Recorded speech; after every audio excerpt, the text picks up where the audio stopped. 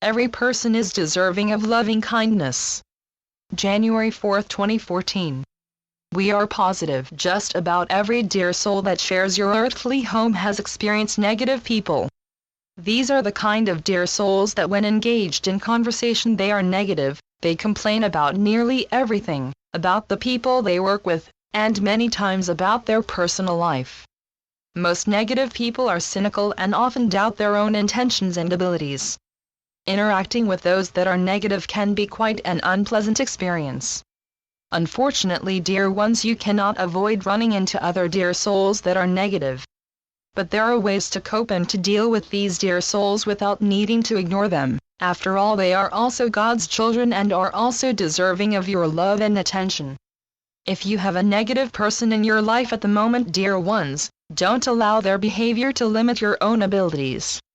Even while facing those dear souls that are negative, there is much to learn from the experiences, and from each one you are given a choice on how to react, respond, and how to act through your words, actions, thoughts, and feelings.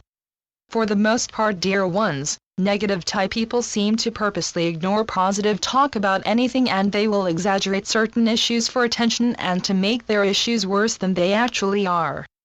We suggest to you to not engage in their negative talk. Listen to what they are saying, be supportive when it is needed by letting the dear soul know they are not alone, but draw yourself an invisible line to when it's time to disengage from their need to complain about the same issues they have spoken about many other times. One of the best ways to disengage, dear ones, from the negative talk of others is by switching topics. And if the negative person continues on their negative talk and complaints, allow them to continue but don't become a part of it. Provide one-word answers if the person is being negative, whereas when they are being positive, provide supportive and encouraging reactions and responses. Become enthusiastic when they do speak positively about anything.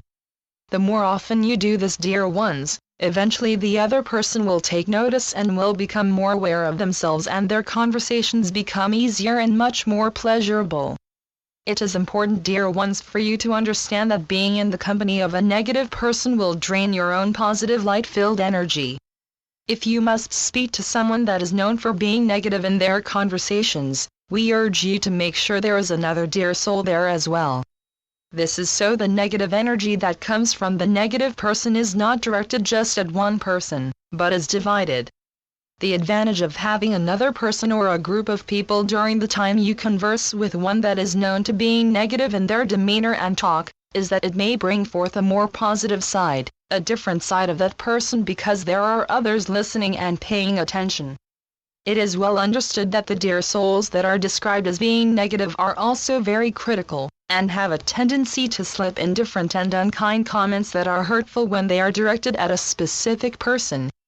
Learn to recognize that in truth a negative person does not mean to be harmful. The problem here is that they are caught up by their own negativity.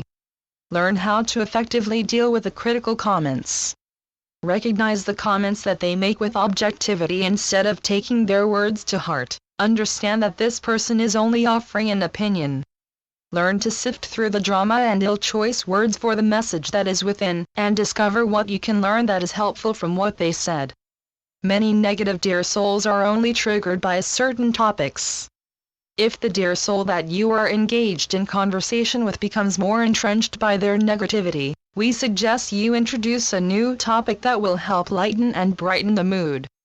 Speak about hobbies, happy news, friends you have in common, find out if they have a favorite movie, attempt to keep areas the person is comfortable with open to talk about.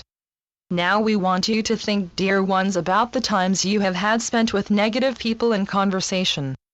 Think about how you felt when you went your separate ways. Did you feel positive or negative after spending time with them? And apply the same question after spending time with someone who is known for being positive. Did you feel positive or negative after the time spent with them? Determine when your feelings changed. How long did it take for the negative energy from the negative person to begin to affect your own? The more you spend time with someone who is negative, the more your own feelings and thoughts will become negative. Whereas if you spend time with someone that is positive, you will feel exuberant and happy, and these feelings of joyfulness will infuse your thoughts and feelings with more positive light. We suggest you to limit the amount of time to be in the company of one who is negative. Learn to say no when they ask to be with you sometimes. Remember to be objective during any conversation you share, and any time you have allowed for the interaction to take place, be firm with this limit. Be thankful and gracious for the time spent and be on your way. Understand why negative people are negative, dear ones. Be more empathic. They are negative because they lack love, warmth and positive influence and positive interactions. Try to comprehend that many times their negative behavior is just a barrier they create to protect themselves.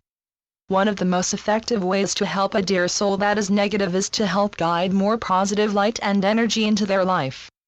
Try to think of how you can help this person that is not elaborate, something that is loving and creative, that is sincere, that demonstrates that they are not alone and life does carry positives. There is always something you can do for others that will help lighten their day and mood. Remember, dear ones, one small act of kindness on your part can easily make a huge difference to someone else. We know you want to help every dear soul you come across that is negative, and this is a wonderful and divine quality. Yet we remind you that you also need to be in the company of positive-minded people for your own growth and development. You are able to cultivate more positive energy when you associate with like-minded individuals that are friends, family members, co-workers or other dear souls you interact often with. Being in their company will be a rewarding and fruitful experience. No matter who you turn to for advice or who you choose to help, your life is yours and it is your responsibility to decide how you want it to be. If you are in the company of negative people and they have you feeling bad about yourself, we suggest you to learn to cope with them, and if possible let them go and begin creating a supportive circle of positive love-filled people that are encouraging and supportive.